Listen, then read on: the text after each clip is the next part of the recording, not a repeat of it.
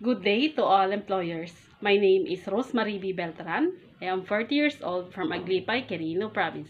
I am happily married and blessed with one child aged 12 years old.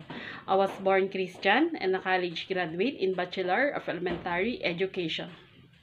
I have 5 brothers and 1 sister, and I am the eldest.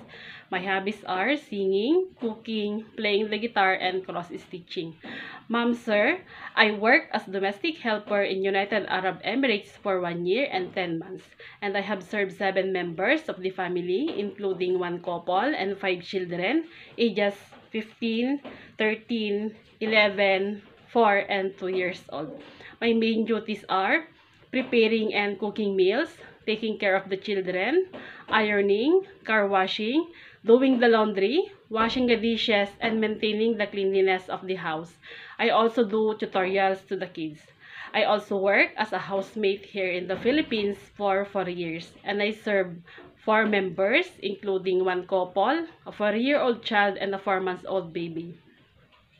I like to work in Hong Kong because I want to earn money for my family needs and I want to have savings for my daughter's future.